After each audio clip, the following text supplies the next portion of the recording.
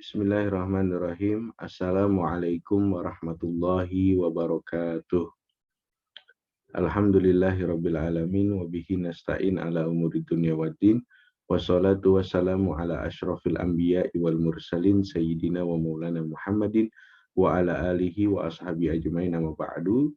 Perkenalkan, saya Rizky Ahmad Haikal dengan NIM 190702542. Dengan ini saya ingin mempresentasikan tentang bentuk badan usaha di Indonesia. Oke, yang pertama itu ada perusahaan seseorang. Perusahaan seseorang itu adalah suatu perusahaan atau bisnis yang dimiliki oleh pemilik tunggal, sedangkan pengusaha perorangan merupakan pemilik dari suatu usaha perorangan tersebut. Nah, jadi perusahaan bisnis ini itu memiliki pemilik tunggal, sedangkan pengusaha perorangan itu merupakan pemilik dari suatu usaha tersebut. Nah, secara umum, ada beberapa ciri-ciri perusahaan perseorangan yang memudahkan kita untuk mengenalinya. Nah, di antaranya itu yang pertama adalah proses pendiriannya relatif mudah, begitu juga pembubarannya. Nah, yang kedua ini, itu pemilik perusahaan adalah individu atau keluarga. Nah, selanjutnya ini tugas dan tanggung jawab tidak terbatas. Nah, yang keempat ini ada permodalan usaha perorangan. Biasanya itu tidak terlalu besar dan bisa melibatkan harta pribadi. Selanjutnya itu keberlangsungan usaha tersebut tergantung pada pemiliknya. Selanjutnya yaitu ada sistem atau cara mengelolanya usahanya sederhana. Dan selanjutnya itu ada nilai tambah atau nilai penjualan usahanya relatif kecil. Selanjutnya itu ada perusahaan perorangan dapat dipindah tangankan sewaktu-waktu. Nah, jadi ini ciri-ciri perusahaan perseorangan itu terdapat banyak terdapat banyak ciri-ciri atau unsur-unsur perseorangan yang dapat bisa dipergunakan dengan cara efisien. Nah, adapun contoh perusahaan perseorangan itu contohnya seperti jasa foto. Nah, selanjutnya itu ada firma. Firma itu adalah suatu perusahaan gabungan antara dua orang atau lebih. Setiap anggota firma itu mempunyai tanggung jawab maupun peran yang sama dalam menjalankan tugas-tugasnya. Nah, beberapa ciri perseroan firma yaitu sebagai berikut. Yang pertama itu anggota perusahaan harus aktif mengelola perusahaan dan berpartisipasi pada berbagai kegiatan perusahaan. Jadi, semua anggota perusahaan, baik itu karyawan, manajer, dan lain-lain, sampai office boy, itu harus aktif dalam mengelola perusahaan. Bagaimana cara mengelola perusahaan yang baik dan benar. Nah, selanjutnya itu semua anggota harus mempunyai tanggung jawab yang sama. Jadi, tanggung jawab itu bukan hanya terhadap manajer saja, tetapi kita sebagai karyawan atau yang lainnya itu wajib bertanggung jawab atas perusahaan tersebut. Selanjutnya itu setiap anggota firma mengenal satu sama lain. Jadi kita itu harus saling kenal mengenal lebih karena apa? Tujuannya lebih bisa berinteraksi dengan baik. Selanjutnya itu perjanjian dibuat di notaris yang bersifat mengikat dan sah di mata hukum. Jadi perjanjian dibuat di notaris itu bersifat mengikat dan sah di mata hukum. Selanjutnya itu apabila perusahaan gulung tikar atau terlilit hutang, maka yang digunakan untuk menutup kerugian bukan hanya harta perusahaan, melainkan juga harta pribadi. Nah, selanjutnya itu keanggotaan bersifat permanen atau seumur hidup. Nah, selanjutnya juga mudah memperoleh pinjaman karena firma mempunyai usaha yang jelas. Jadi, dari ciri-ciri persoalan firma ini, dapat kita simpulkan bahwa semua yang ada di dalam perusahaan tersebut, baik itu karyawan, manajer, supervisor, dan lain-lain sebagainya, itu harus mempunyai satu ikatan untuk bekerja sama dengan baik. Nah, makanya dalam mempunyai perusahaan yang baik, kita harus mengelola dengan cara yang baik. Nah, di sini ada contoh firma dagang yaitu perusahaan Converse, dan yang kedua contoh firma non-dagang yaitu konsultasi manajemen. Selanjutnya itu ada perseroan komanditer atau CV. Nah, pengertian CV adalah suatu bentuk badan usaha berupa persekutuan yang didirikan oleh dua orang atau lebih, di mana sebagian para anggotanya itu memiliki tanggung jawab yang tak terbatas dan sebagian anggota lainnya itu memiliki tanggung jawab yang terbatas. Nah, jadi pengertian komandeter ini lebih spesifik kepada bentuk badan hukum usahanya seperti apa. Itu saja. Nah, di sini juga ada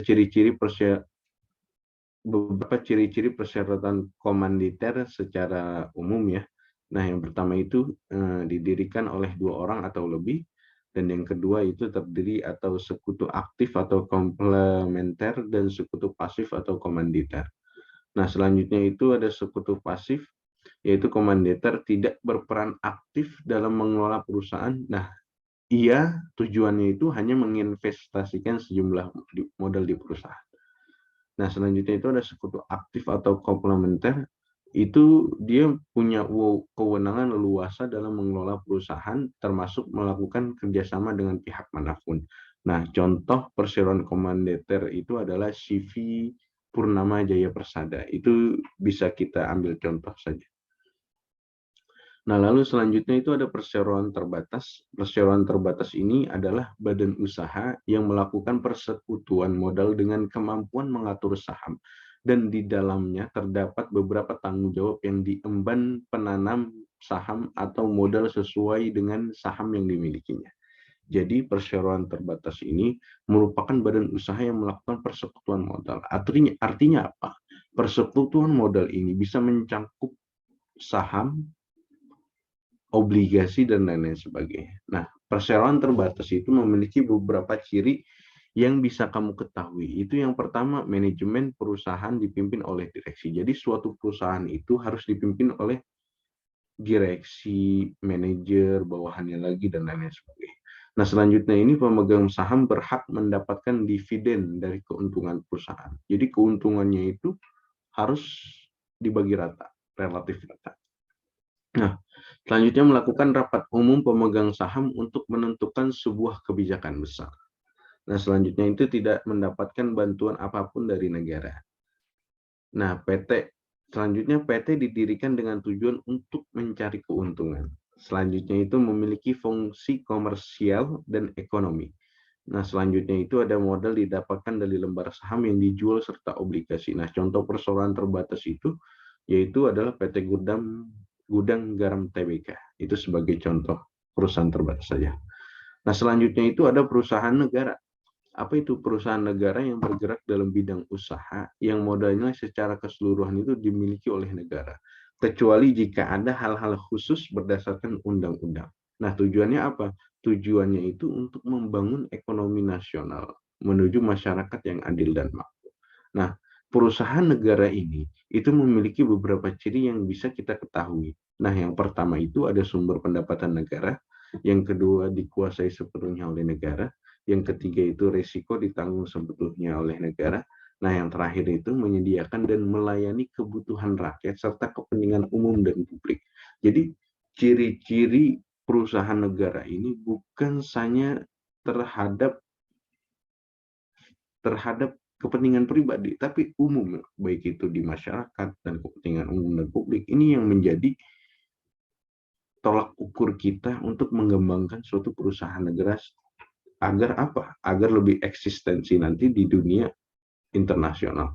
Nah, contohnya itu perusahaan negara itu, yaitu contohnya seperti Garuda Indonesia. Kita tahu Garuda Indonesia itu punya banyak PT seperti pesawat, ya, dan lain-lain sebagainya.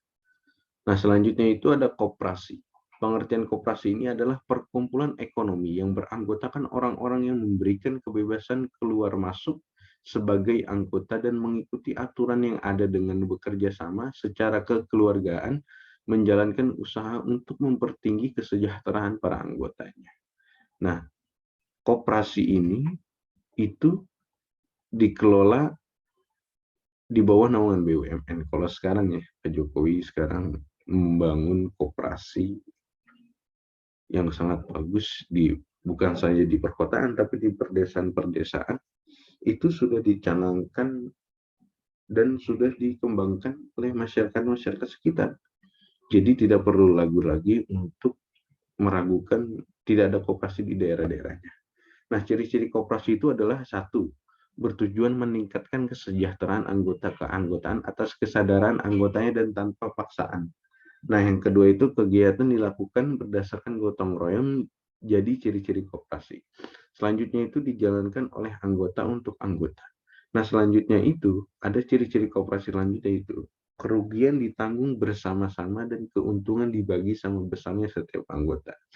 Nah, selanjutnya itu ada rapat anggota adalah kekuasaan tertinggi dalam koperasi. Adapun contoh dari koperasi itu yaitu KUD atau biasa disebut Koperasi Simpan Pinjam Unit Desa. Ada juga KSU, Koperasi Serba Usaha, dan ada juga KPS, Koperasi Pasar. Nah, ada juga KKD, Koperasi Kredit. Jadi, semua unit koperasi ini sudah dicanangkan atau kita sudah mulai untuk berlomba-lomba lah dalam membangun suatu usaha. Nah, selanjutnya itu ada yayasan. Yayasan itu adalah badan hukum yang terdiri atas kekayaan yang dipisahkan dan diperuntukkan untuk mencapai tujuan tertentu di bidang keagamaan dan kemanusiaan yang tidak mempunyai anggota. Nah, ciri-ciri yayasan itu adalah yang pertama, semua peraturan perundang-undangan yang berlaku di Indonesia itu belum bisa berperan sebagai landasan dari keberadaan yayasan. Nah, selanjutnya itu berbeda dengan badan hukum lainnya. Nah, yayasan ini memiliki sebuah pengakuan yang tergolong menjadi salah satu jenis badan hukum yang sampai saat ini belum memiliki landasan yuridis yang cukup kokoh. Nah, selanjutnya itu adanya proses pemisahan kekayaan ditunjukkan untuk berbagai tujuan, seperti tujuan sosial, tujuan keagamaan, dan tujuan kemanusiaan. Selain itu ada tujuan lainnya seperti tujuan nirlaba dan tujuan lain untuk dapat. Nah, contoh yayasan itu seperti Yayasan Muhammadiyah yang kita kenal dengan berbagai macam cara dan budaya. Oke, terima kasih. Mungkin cukup sekian dari saya, kurang lebihnya mohon maaf. Wallahu muwaffiq ila aqwamit thoriq. Wassalamualaikum warahmatullahi wabarakatuh.